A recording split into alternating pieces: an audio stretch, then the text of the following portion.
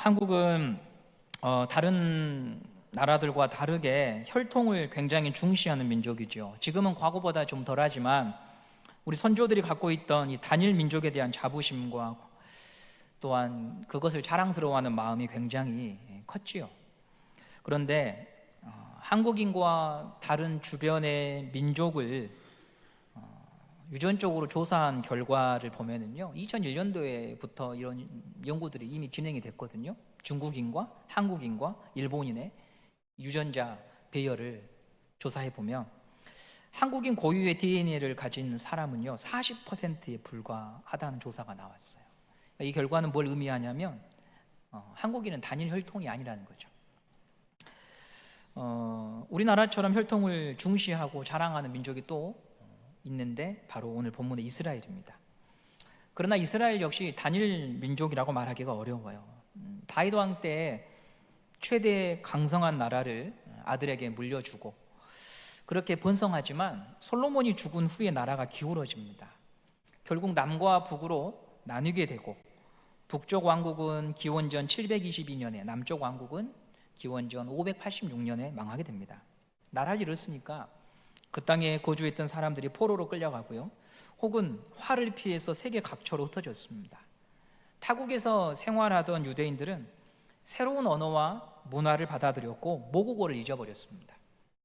그들은 로마 제국이 사용한 헬라어를 모국어처럼 사용했죠. 그렇게 살다가 고국으로 돌아온 사람들이 많았는데, 당시 이스라엘은 나라가 망했음에도 불구하고 조국을 떠나지 않은 채 끝까지 그 땅을 고수하며 지켜낸 다수의 사람들도 있었습니다. 그들은 모국어인 히브리어를 지켜왔고 사용했죠. 그래서 유대인들은 두 부류로 나눠지게 됩니다. 헬라어를 사용하는 유대인들과 히브리어, 정확히 말하면 아람어를 사용하는 유대인으로 구분이 됩니다. 이런 상황을 염두하시고 오늘 본문 6장 1절을 다시 보시면 좀 이해가 되실 것입니다. 우리 1절 말씀을 함께 보도록 하겠습니다. 시작. 그때에 제자가 더 많아졌는데 헬라파 유대인들이 자기의 과부들이 매일의 구제에 빠짐으로 히브리파 사람을 원망하니. 유대인이 두 부류로 구분이 돼요. 헬라파 유대인과 한편은 히브리파 유대인입니다. 두 부류 중 이스라엘 사회에서 주도권을 잡고 있는 사람은 히브리파입니다. 그들이 절대 다수를 차지하고 있고 약속의 땅을 우리가 지켜왔다고 하는 자부심을 굉장히 갖고 있었어요. 교회는 그럼 어땠을까요? 교회 역시 교회를 구성하는 사람들은 히브리파 유대인들이 절대 다수였습니다. 이 시대의 인구 조사를 한 문헌들을 보면 8대2 정도 비율이 되더라고요. 그렇다면 교회의 방향을 주도하는 쪽은 당연히 히브리파 사람들이겠죠. 반면에 헬라파 유대인들은 목소리를 내는 것이 어려울 것입니다. 그 수가 적고 조국을 떠나 있다가 돌아왔기 때문에 중심에 서기보다는 경계선에, 주변에 있게 되는 거예요. 사람이 사는 곳이면 어딜 가나 텃세라는 게 있어요. 우스운 이야기로 VIP 목욕탕만 가도 매일 오시는 아주머니들이 텃세를 부리신다고 하더라고요. 초대교회가 성령 안에서 잘 성장하고 있었지만 어떤 문제도 없는 천국은 아니었습니다. 현대교회처럼 갈등이 있었죠. 그 갈등의 내용을 보시면 교회가 행하는 구제의 사역에서 헬라파 과부들이 제외되었어요. 과부는 의지할 사람이 없습니다. 경제적으로 빈곤층이죠. 그러므로 교회는 실질적인 도움을 주었는데요, 매주 혹은 매일 먹을 것과 생필품을 성도들이 연보한 헌금을 가지고 구제했어요. 그런데 교회가 구제를 진행할 때 헬라파 과부들이 누락된 거예요. 이로 인해서 교회 안에 원망 섞인 말들이 터져나온 것이죠. 우리 다시 한번 1절을 읽어보도록 하겠습니다. 1절입니다. 시작. 그때에 제자가 더 많아졌는데 헬라파 유대인들이 자기의 과부들이 매일의 구제에 빠짐으로 히브리파 사람을 원망하니. 여기서 원망하다라고 하는 말은요, 의장이 있습니다 이런 게 아니에요. 피켓을 들고 머리에 띠를 두르고 연좌농성을 벌이는 게 아니고, 이 단어의 원뜻은 조용히 은밀하게 이야기하는 모습을 말해요. 조용히 항의하는 걸 원망하다라고 하는 원어의 뜻이에요. 조용히 부당함을 호소한 거예요. 그 이유는 두 가지로 볼 수 있는데, 히브리파 유대인들이 교회의 분위기를 다 주도하니까 목소리를 내지 못할 수도 있고, 또 혹은 그들이 성숙해서 교회를 소란스럽게 하는 것은 덕스럽지 못하다고 하는 생각에 조용히 항의했을 수도 있습니다. 그런데 이 목소리가 사도들에게 들렸어요. 실은 이런 문제가 발생한 이유가 누구에게 있냐면 사도들에게서 비롯된 거예요. 왜냐하면 당시 교회의 모든 업무는 사도들이 다 감당했습니다. 사도들이 누구보다 성도들의 상황을 소상히 알고 있었고, 그래서 누구에게 얼마만큼의 지원과 물자가 가야 하는지를 사도들이 판단하고 있었어요. 그러므로 성도들이 물건을 팔아서 현금으로 만들어서 연보할 때 누구에게 갖다 놨냐고 사도행전에 나오냐면 사도들의 발 앞에 갖다 놨다고 나오잖아요. 여기서 한 가지 근데 짚고 넘어갈 게 있습니다. 그게 뭐냐면요, 사도들이 다 히브리파 유대인이에요. 히브리파 유대인. 그래서 자연스럽게 히브리파 유대인들 쪽으로 사역의 방향이 기운 것이죠. 사도들이 일부러 그런 선택을 했다고 생각하지는 않아요. 성도의 수가 계속 늘어나면서, 오늘 1절 말씀 보시면 제자들의 수가 더 많아졌다라고 말하잖아요. 사도의 수는 일정한데 성도의 수가 계속 늘어나면서 3,000명이 돌아오고 5,000명이 돌아오면서 살피지 못하는 사각지대가 생겨나기 시작을 하고, 모든 분위기가 히브리파 유대인을 중심으로 돌아가는 속에서 헬라파 유대인들을 놓치게 된 거죠. 그런데 이 문제를 대하는 사도들의 태도가 굉장히 놀랍습니다. 우리 2절 말씀을 함께 보도록 하겠습니다. 2절입니다. 시작. 12사도가 모든 제자를 불러 이르되 우리가 하나님의 말씀을 제쳐놓고 접대를 일삼는 것이 마땅하지 아니하니. 예. 이 무슨 말인가 하면요, 사도들은 헬라파 유대인들의 그 원망을 쓸데없는 소리라고 치부하지 않고 인정한 거예요.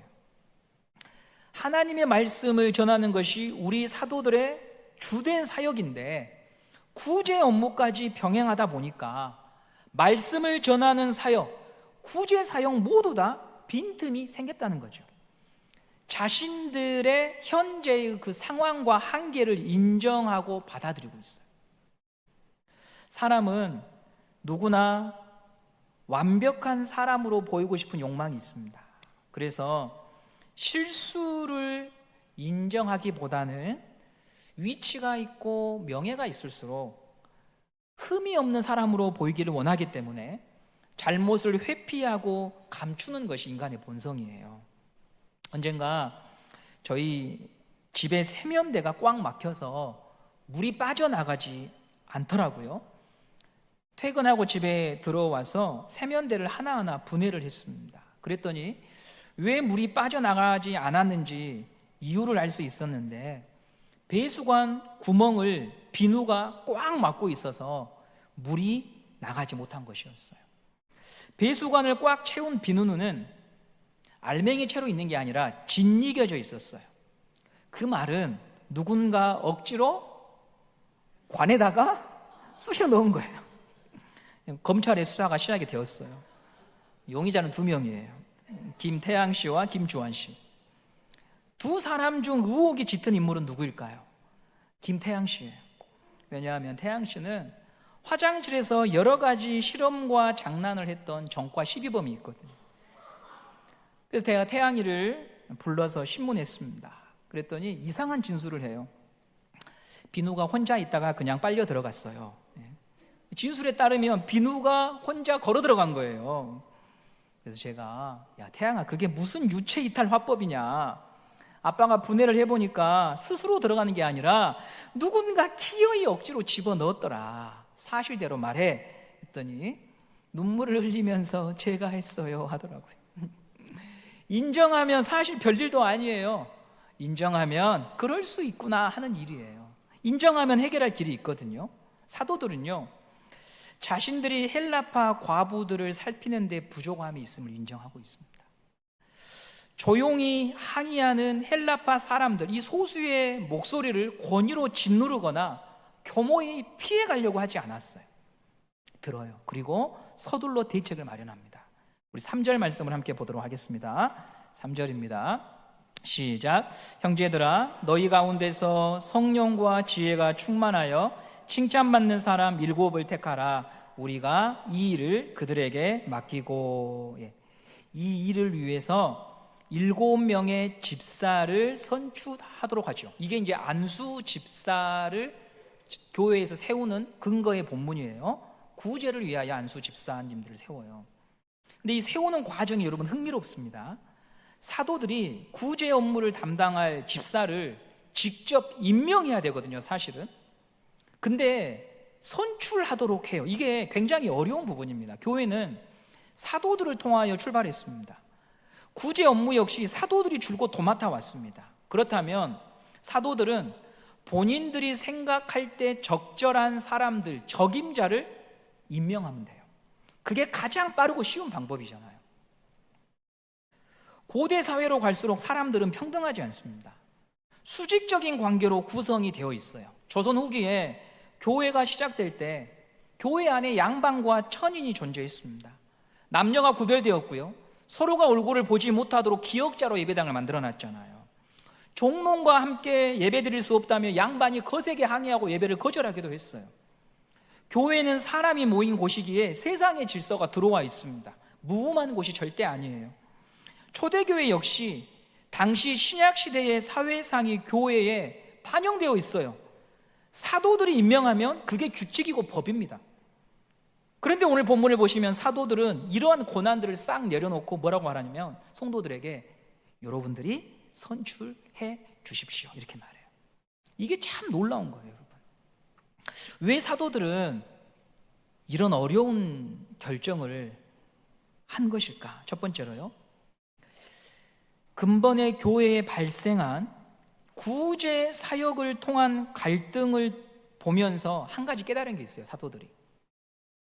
사도들이 의도하지 않았지만 내가 히브리파 유대인으로서 내가 편향성이 몸에 나도 모르게 배어 있다고 하는 것을 알게 된 거죠.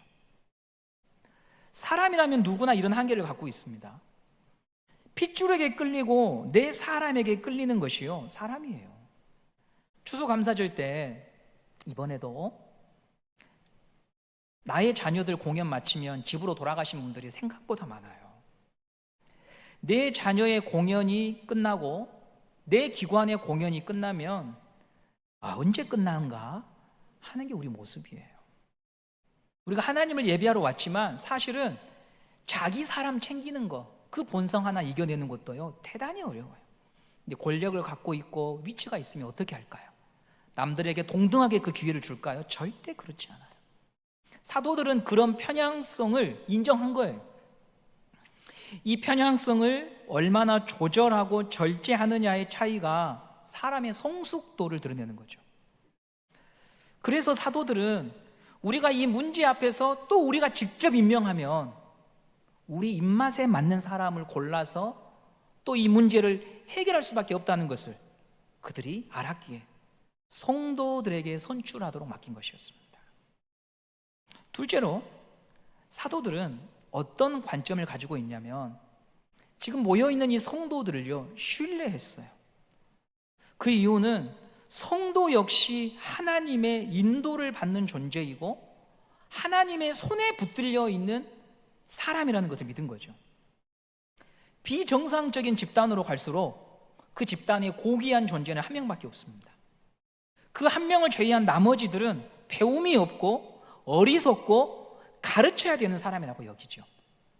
건강하지 못한 조직일수록 이런 구별이 뚜렷하잖아요. 그러나 성경이 말하는 교회는 어떤 곳입니까?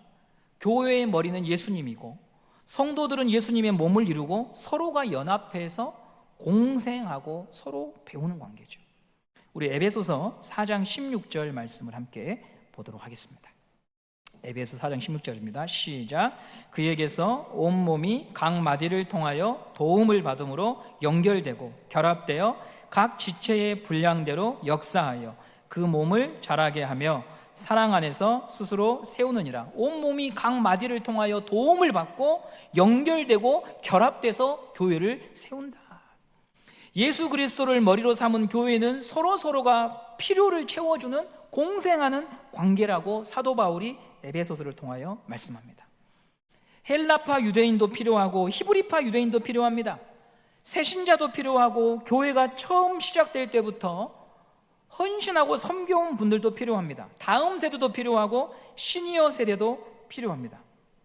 하나님은 다 필요가 있으셔서 서로 다른 사람들을 여기에 모아 놓으신 것이지요. 그러므로 건강한 교회는 위에서 아래로 계속해서 가르침이 내려오지 않습니다.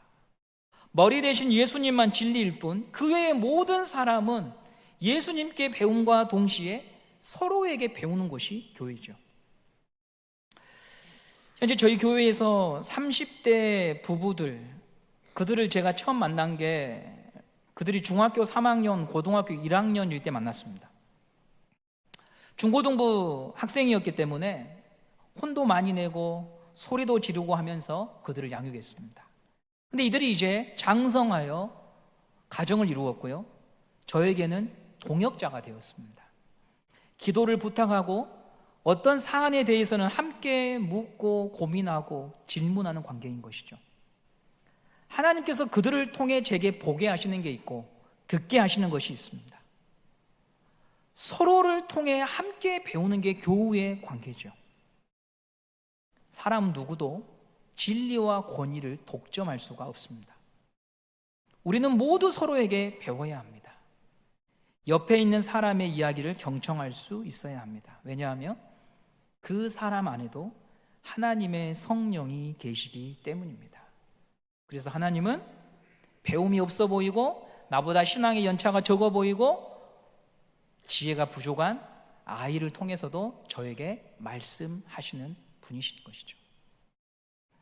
사도들은 성도들이 가르침이 필요하고 자기의 권위에 순종해야 하는 존재로만 본 게 아니라는 거죠. 오히려 이 성도들을 통하여 하나님이 일하신다는 것을 믿었어요. 때문에 자기들이 직접 임명하지 않고 성도들 여러분들이 선출할 수 있도록 맡겼던 것입니다. 초대교회에 한 번도 선출한 적이 없잖아요. 근데 그것을 맡기는 거예요. 우리가 어떤 위치에 있을 때, 권위가 있을 때 경계해야 될 것이 있습니다. 나를 특별한 자로 생각하는 태도를 버려야 됩니다. 여러분, 사도는 특별한 존재인 게 맞습니다. 그런데 그들이 특별한 이유가 무엇 때문입니까? 하나님께서 부르셔서 직임을 맡기셨기 때문에 특별한 존재가 된 거죠. 그런데 이 순서가 바뀌어버리면 엉망이 됩니다. 내가 특별해서 하나님이 불러주셨다. 그러면 굴림하고 다른 사람을 대하여 무례한 사람이 됩니다. 하나님께서 이스라엘 백성을 특별해서 불렀을까요? 아니면 불러주셔서 특별한 민족이 된 것일까요? 이 순서를 여러분이 생각해 보십시오. 현재 2024년 팔레스틴 지방에서 전쟁을 한참 벌이고 있는 이스라엘 사람들 다수는 자신들이 특별해서 부름받았다고 생각합니다. 그래서 무자비한 전쟁을, 살상을 양심의 가책 없이 계속합니다. 그러나 그들이 믿는 구약 성경 신명기 7장 7절과 8절을 보시면 순서가 바뀌어 있습니다. 우리 신명기 7장 7절과 8절 말씀을 함께 보도록 하겠습니다. 시작. 여호와께서 너희를 기뻐하시고 너희를 택하심은 너희가 다른 민족보다 수요가 많기 때문이 아니니라. 너희는 오히려 모든 민족 중에 가장 적으니라. 여호와께서 다만 너희를 사랑하심으로 말미암아 또는 너희 조상들에게 하신 맹세를 지키려 하심으로 말미암아 자기의 권능의 손으로 너희를 인도하여 내시되 너희를 그 종되었던 집에서 애굽 왕 바로의 손에서 속량하셨나니. 7절에서 뭐라고 말합니까? 너희들이 특별해서 부른 거 아니다. 너희들은 다른 민족과 비교할 때 오히려 작고 연약하다. 근데 내가 사랑해서 불렀다. 내가 사랑해서 불러서 너희들이 특별한 것이다. 가끔 아이를 입양하기 위해 보호시설을 방문하는 부부들이 있습니다. 그곳에는 출생한 직후 바로 부모에게로부터 버려지거나 여러 가지 사정으로 양육할 수 없어 시설에 맡겨진 아이들이 모여 있죠. 어느 아이를 입양할까 이곳저곳을 둘러보다가 부모가 한 아이 앞에서 멈춥니다. 그들 앞에 놓여 있는 아이는 장애가 있어서 일상적인 생활을 하는 게 어려운 아이였습니다. 시설 관리자는 그 아이를 늘 볼 때마다 이 아이를 누가 입양해 갈까 늘 걱정했습니다. 그런데 보통 사람과 다르게 이 부부는 이런 생각을 합니다. 그 아이 앞에서 우리가 저 아이를 지나치며 이 아이는 따뜻한 사랑을 받지 못한 채 평생 이곳저곳을 헤매게 될 것이다. 하나님, 이 아이를 입양하고 싶습니다. 부모보다 더 사랑해주고 싶습니다 하며 입양하는 것이죠. 하나님이 이스라엘을 택하실 때의 마음이 그와 같던 것이죠. 특별해서 택하신 것이 아니라 불러주셔서 특별한 존재가 된 것입니다. 만일 이 아이가 자라서 내가 특별해서 나를 부모가 입양했다고 생각한다면 배은망덕한 것이죠.